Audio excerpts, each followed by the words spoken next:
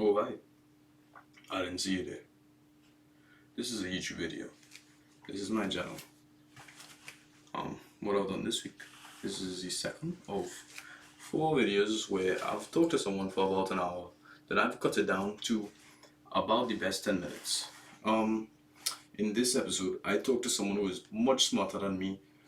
And then I pretend like I'm understanding what he's saying for the entire time. If you want to watch till the end, and like it, whether you do or don't like it, and I comment a fun fact about polar bears, that's cool. Also, if it looks like Maurice is a giant and I look like a 5'8" live in the walls mousy boy, that's because I'm a disappointment to my parents and Maurice is 6'2". So, this is the Existential Banana Show. This is Maurice Alexander King.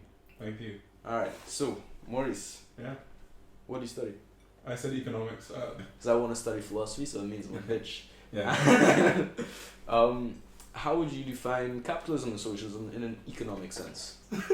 Marx describes socialism as a dictatorship of the proletariat, Right. where the working class has all the power and they can they decide what goes on because it's the most democratic system, right? Yeah. So then he describes capitalism as a dictatorship of the bourgeoisie, Right. where the bourgeoisie have all the power and they control everything via capital. Mm-hmm. And they use capital as a tool of oppression to keep the poor so they can remain profiting off of their labor force, even though people aren't getting what they want, what they produce, and the profits that they produce. Mm-hmm. They're getting a cut of the profits they produce because the capitalist always skims off the top, right? It's them taxing you, right? Yes, it's them. Because they own the business, Mm-hmm. so they're allowed to tax you via their own system, which that doesn't seem fair to me, right? And it stifles equity.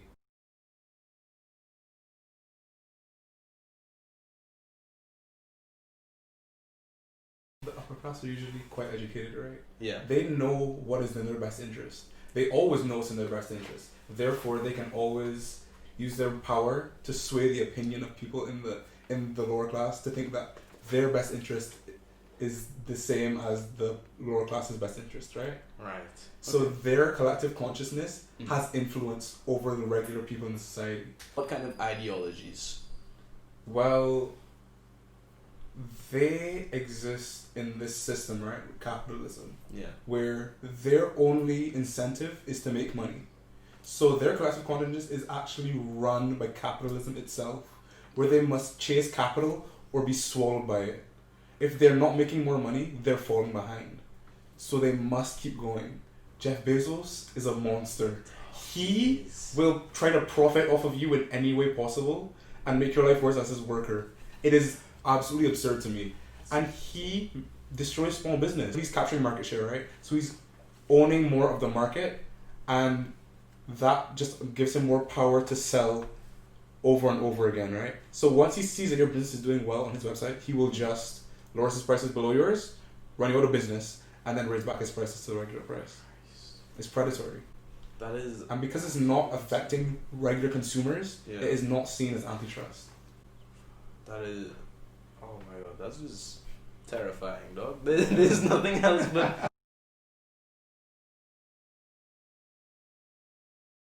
My way to go about it is finding influence and changing minds. It's very fucking profound of you. And how was your experience with UWC? Because it's really very multicultural. Yeah, so it is. And it's very progressive as well. Very progressive. So I could definitely see the differences when I left here versus there. They were very profound. And you could see, and I changed a lot as a person from taking in those things, right? The environment is so progressive that everybody has their one thing that they're kind of very opinionated about. So I had this one friend, and she had one of the biggest impacts on me because I got the feminist side from such a powerful source who knew what they were talking about, and it made it really flashed out a lot for me. Right. And it made me evaluate my life from a different perspective. And was there a solidarity that you felt with everyone in your year?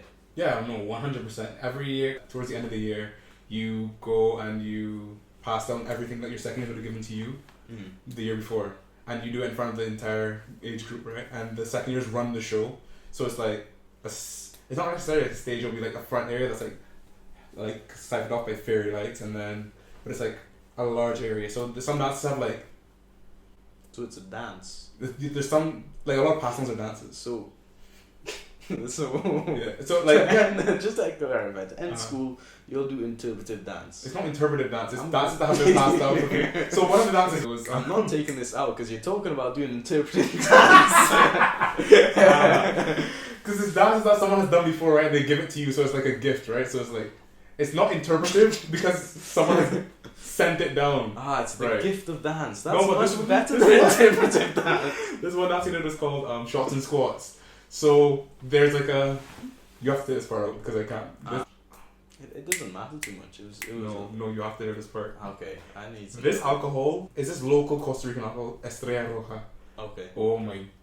Your Like, accent towards- is very nice. Your Spanish accent. Thank you, I appreciate got it. like a semi-hard. What does masculinity mean to you? What characteristics and activities do you associate with manliness? So like for me, it's gardening. There was definitely a shift for me in my perception of manliness when I went to Costa Rica, Okay. and when seeing the idea of a man spread across so many cultures, you realize that's not the same.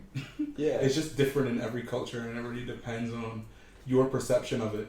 Especially in a lot of Asian cultures, being a man is about being reserved and being quiet. A lot of respect is brought with it, right? And the way you carry yourself. Okay. As compared to the Caribbean, where being a man, it's more about how. Big your truck is. Yeah, exactly. How much you can flex, like. My truck's big.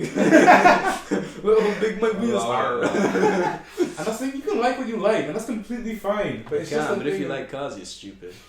It's okay to like cars, but if I don't like cars, but like it's okay to like cars. My thing is that you can like what you like, and then like, but it shouldn't be a thing of you are a man. If you're not a man if you don't like this.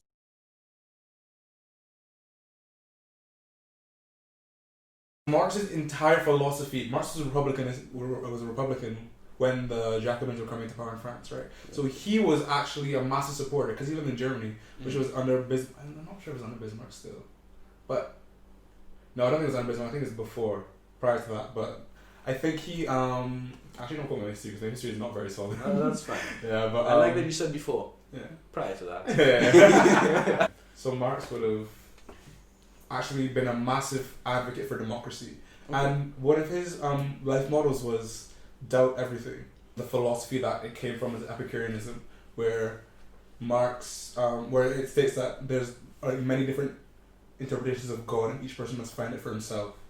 That in itself does not allow for suppression of individual thought, right? Right. So things like that would have shown that Marx would not have wanted oppressive regimes enforcing this strict socialist agenda against people. He planned for a democratic future, and a That's lot a of democratic socialist one, not a democratic capitalist one. yeah, exactly. Well, democratic and as a dictatorship of the proletariat. Yeah. Yeah. Alright. I feel like in Barbados, for example, people our age aren't progressive enough. No, 100%. I just don't see it. And when you go to a first world country, you go to somewhere which has been an older society, yes, people are more progressive. And I don't think it's okay because living in an age of information, I don't think we can give ourselves unease just for not being as old of a society. I think we should be as progressive as those places overseas. Yeah. But having lived in both the Caribbean and in Latin America, Yeah. Latin America is way worse off. Really? Because machismo is so strong within it's rooted in their language. They have a gendered language, male and female. So they live in like a world of dichotomies where it's this or this, and both sides are very strong, and they're very strong opinionated, and they're very opinionated on both sides. So it's more of a they clash heads more, Okay. and that leads to more people being okay with things from the past that even though everyone has information now, Yeah. people don't necessarily use Look that to forward their to advantage it. and use it. Yeah, but I feel like once a lot of kids our age go to, there are people from the rest of the Caribbean, they start opening up a little bit, not Yeah, necessarily to true, the that's extent that true. they need to, Yeah. but they to do some the extent, start. right? And it's broadening horizons slowly.